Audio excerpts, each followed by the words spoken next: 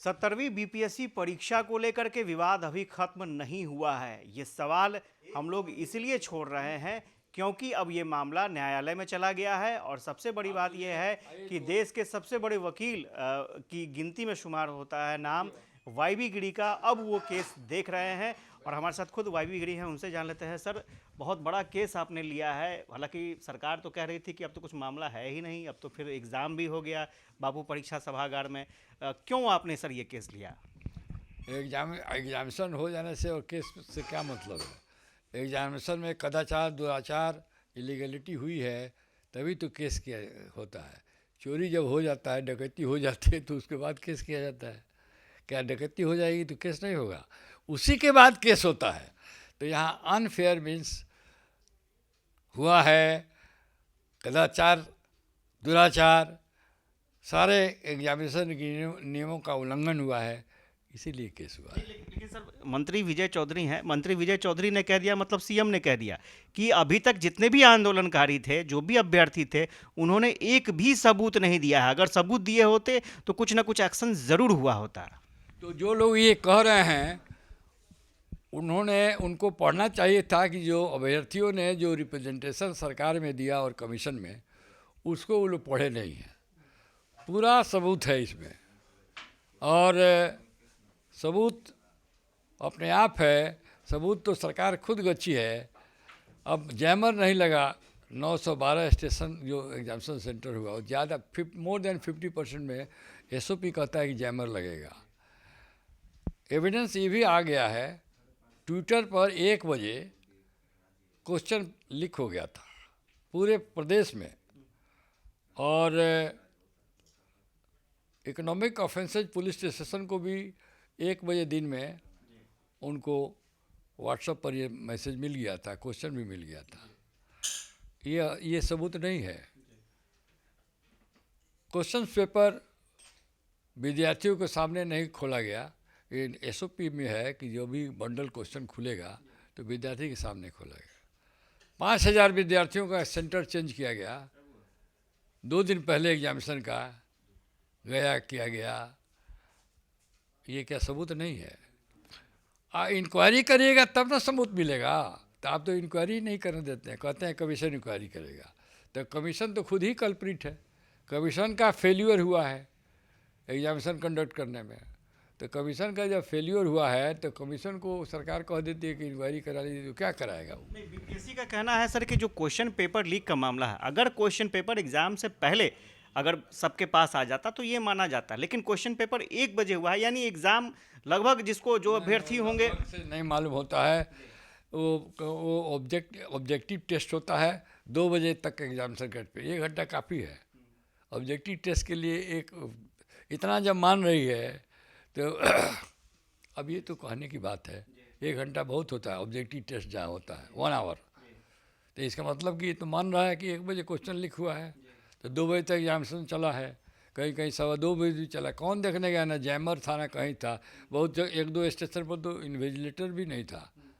ये भी विद्यार्थियों ने लाया है। सबूत है ये। हाँ, आया है, दिया है, रीट में लिखा हुआ है। जो पढ़े तो सरकार के किसी भी पदाधिकारी, मंत्री जो भी चाहें, एक बार जरा रीट को तो पढ़ के देख ले। मुख्य सचिव से तो मिलने के लिए प्रशांत किशोर जी के कई प्रतिनिधि गए थे बार बार, लेकिन गए हैं तो अब वही बात, यहाँ इंक्वायरी कराते नहीं है, सुनते। उन लोग को तो ऐसे ही टालना है किसी तरह। कमीशन को क्या हर्जा है दोबारा एग्जामिनेशन करा लेने में? मेरिटोरियस स्टूडेंट तो दोबारा भी एग्ज़ाम होगा तो सेलेक्ट हो जाएंगे। काहे भाग रहा है कमीशन? कमीशन जानता है कि इंक्वायरी कराएंगे तो फंस जाएगा। लेकिन हमारा अंदाज है कि हाई कोर्ट इस फैक्ट्स पर इंक्वायरी जरूर कराएगा। सर, आपका लंबा अनुभव रहा है और आपने कई केसेस देखे हैं। क्या इस तरह के केसेस में आपको लगता है कि जो अभ्यर्थी उम्मीद लगाए हुए थे, जो अनशन कर रहे थे, संभावनाएं नजर आती हैं या फिर? संभावना है।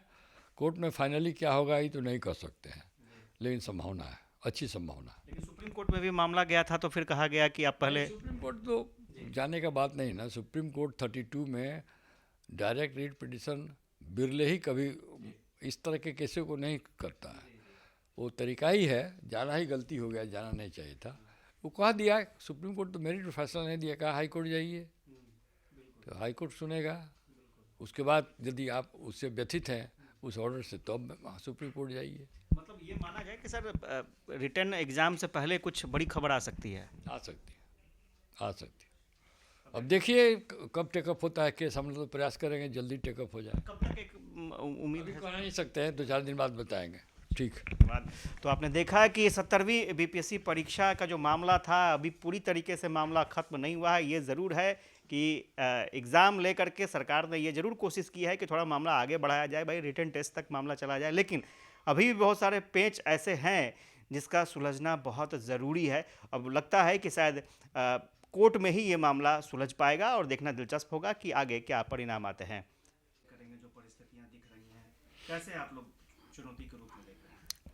देखिए, जो एग्जामिनेशन में जितनी भी गड़बड़ियाँ हुई हैं, विद्यार्थी जो अब यहाँ पर पिटिशनर हैं रीट पिटिशन में, वो इतने कलेक्टिव एविडेंस कलेक्ट किए हैं कि वो सब तरह से प्रूफ हो जा रहा है कि एग्जामिनेशन में भारी पैमाने पर गड़बड़ी हुई है।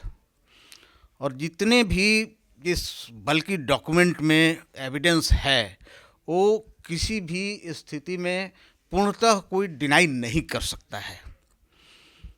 जो परिस्थितियां बन रही है उस पर इंक्वायरी सेटअप होने की 100% हम लोग उम्मीद रख रहे हैं। ऐसे तो टोटल डिपेंड करता है, जो जजमेंट आता है उस पर, ऑनरेबल जजेज के हमारे व्यू पर, और सरकार के तरफ से उस पर काउंटर एफिडेविट किया जाता है, तो ये निर्धारित किया जाएगा कि अब केस का फिट क्या होगा।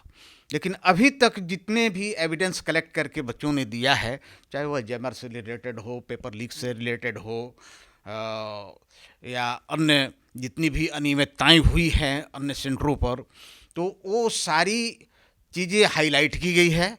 और ये आशा नहीं, पूर्ण विश्वास है कि अगर इसमें इंक्वायरी हो गई तो री एग्जामिनेशन होगा, और ये एग्जामिनेशन जो हुआ है वो कैंसिल होगा और मेरिटोरियस विद्यार्थियों की जीत होगी। अशोक कुमार दुबे, अधिवक्ता, पटना हाई कोर्ट। हम ऑन रिकॉर्ड एडवोकेट हैं इस केस के।